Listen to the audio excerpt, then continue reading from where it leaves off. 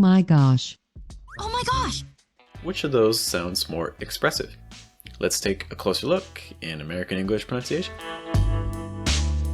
Hey guys, this is Jeff with Fluent American, and today we're going to be looking at ways to sound a little bit more expressive and less flat in American English when you're speaking. Specifically, we're going to be focusing on the use of adverbs in this video because these are modifiers that are used to describe and add extra information when you're talking. So these are natural places where you can add some extra emotion and emphasis into your speech.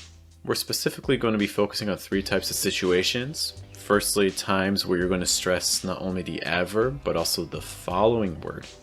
Times where you're really just going to stress the adverb, and then times where you're going to stress the adverb, but it's going to be at the end of your sentence. Let's take a look at our first case. And again, in these situations, what you want to do is you want to stress the adverb, and you also want to stress the following word.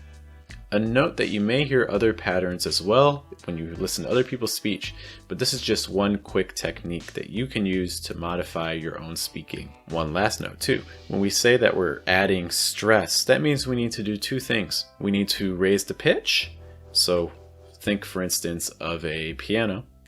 When you think of the left-hand side of a piano, you have a lower pitch, and then when you think of the right-hand side, you think of the higher pitch. It's like low, high. We want to make sure that we're using a slightly higher pitch for words that we're stressing.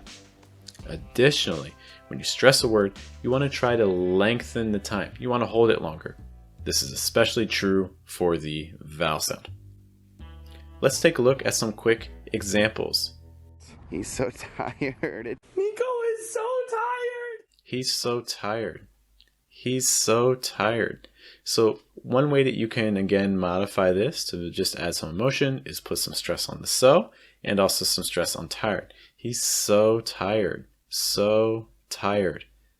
In your normal speech, if you're more likely to just say he's so tired or something like that, it's fine, but it sounds a little bit flat. So again, by raising the pitch on so and holding it just a little bit longer, it just conveys a little bit more emotion. He's so tired. He's so tired. How would you say this sentence? Yeah, I'm really upset. I'm really upset. I'm really upset. I'm really upset. I'm really upset. So again, a little stress on really and also a stress on upset as well. I'm really upset. How about here? She's never home. She's never home. She's never home. She's never home. So again, you could stress never, holding it longer, and also raising the pitch. She's never home. Compare that to how a lot of my students typically say a sentence like this, like she's never home. She's never home, where never is kind of said a little bit faster, which is fine. Again, the meaning's still clear, but just by raising that pitch and holding it longer, it's a little bit more expressive. Don't forget to subscribe to the channel. I feel like in English, there are also some adverbs that when they're heard, they typically receive stress. In fact, maybe the heaviest stress in the clause or the sentence where they appear. Here are some quick examples. How would you say this sentence? Well, that's especially true. That's especially true. That's especially true. That's especially true. Again, adding some emphasis to especially. In this sentence? They're definitely going to get... No, they're definitely going to get... They're definitely going. They're definitely going. Adding some stress on definitely there. And he's like super happy to do it. He was super happy. He's super happy. He's super happy. Again, stressing super. So again, in these situations, just a way to sound a little bit more expressive and natural in English, putting the stress instead of on that adjective or that last word, putting it onto that adverb in the middle. Just going to make you sound a little bit more natural. By the way, if you find this practice with stress or pronunciation helpful, you should check out our Telegram group where we study pronunciation every single day. You can find more information at patreon.com/fluentamerican.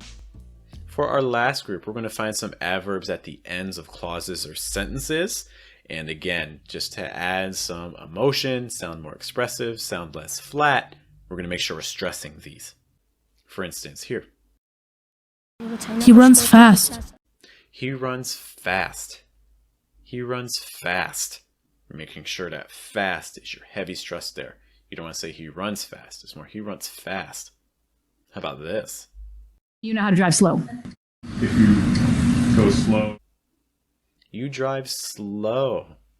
You drive slow. And again, when you're talking with friends, and again, you want to sound more natural, a little bit more expressive, play with the length. So for instance, if someone really drives slow, you can hold that word a lot longer. You drive slow. You can even play with the intonation there too, like, oh, oh. Notice that rise and fall. You drive slow. So again, these are just 3 quick combinations with adverbs that you can use in your speech to stop sounding flat and start sounding more expressive.